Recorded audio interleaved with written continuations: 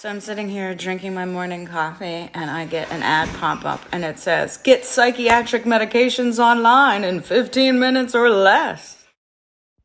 So it's obvious to me that this is a horrendous idea, and places like this keep popping up, getting sued, and then popping up elsewhere because they make more than what they have to pay in lawsuits. So, they just keep popping up and disappearing.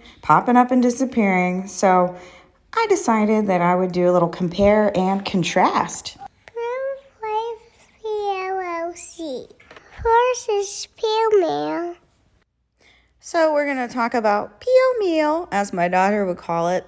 Okay, so the pill mills basically are run by business majors, and a lot of it is like tech company stuff, AI stuff, that sort of thing. I mean, these are tech and business people that run these online, fill out this thing on an app, and then we send you whatever pills you want in the mail. These are not run by physicians, typically. These are run by MBAs and business people.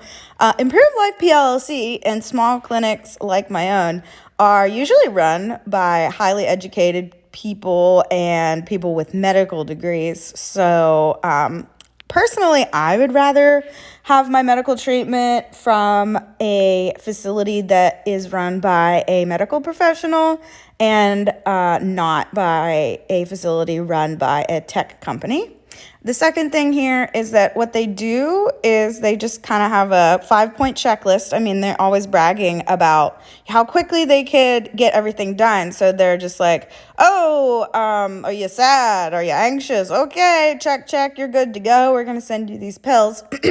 Whereas Improved Life PLLC uses 20 years of experience to make a diagnosis. So sometimes when I do use questionnaires, I don't use that for diagnostic purposes. I just use that to follow trends over time. The way I make a diagnosis is I run through my brain database of the tens of thousands of patients that I've seen over the past nearly 20 years and my experience.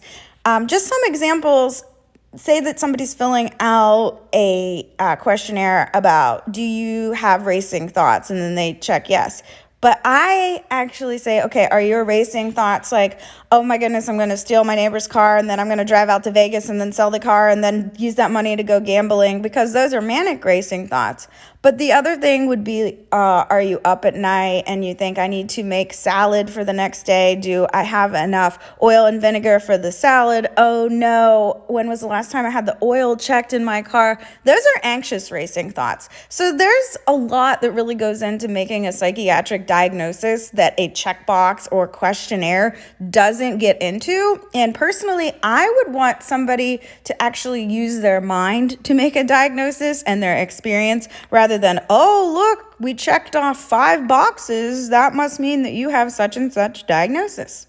The third one here is that Improved Life PLLC, we're going to stay in Northern Virginia. We live here. We have houses here. Our kids go to school here. These pill mills, I've had patients come and say that they utilized the pill mill, they didn't know like the dangers of it, and then the app or the company or the quote unquote doctor or whoever literally disappeared off the face of the earth.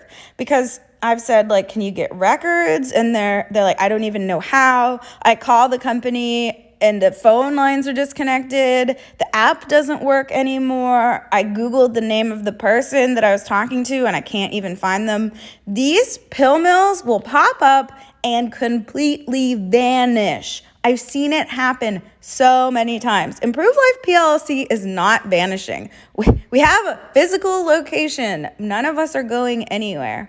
The fourth one down is that we're really cautious about medications and we find safe treatments. So if I think that, like for sleep, a simple sleep hygiene lifestyle change is going to help you out, that's what I'm going to recommend. Whereas the pill mills are going to say, here's this addictive sleeping pill. We're going to give you tons of it. And then you come back because you need more and more. And that's how they make money. They get you addicted to pills and you can't stop taking them and you can't sleep without them. I don't want that to happen to people.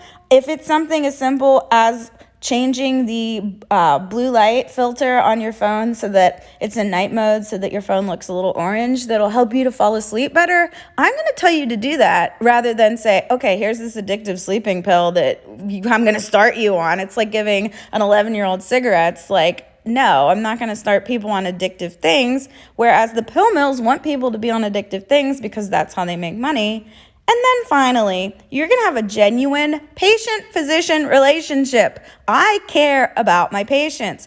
I think about my patients all the time. If something bad happens to them, I feel for them. There is a genuine concern for the well-being of patients. I care about people. These individuals or AI robots or whatever that you talk to at the pill mill, they don't care. They don't care about people. You're just a number. You might even be talking to an AI, and AI can't care about you. And sometimes there's no physician involvement at all. I know that there's been a lot of lawsuits recently of providers or maybe just people with MBAs or people who are not physicians saying that they are doctors or are physicians, and then people find out later that that person didn't go to medical school, or heck, they found out that that person was an AI. Like, you don't really know who you're talking to, so you can't really form any kind of relationship with these people, let alone a physician-patient relationship. So basically, here are just some differences. I could go on and on. There's tons of differences, but I just wanted to point out some of the major ones so that when you see an ad for get psych medication online in 15 minutes or less, you know better.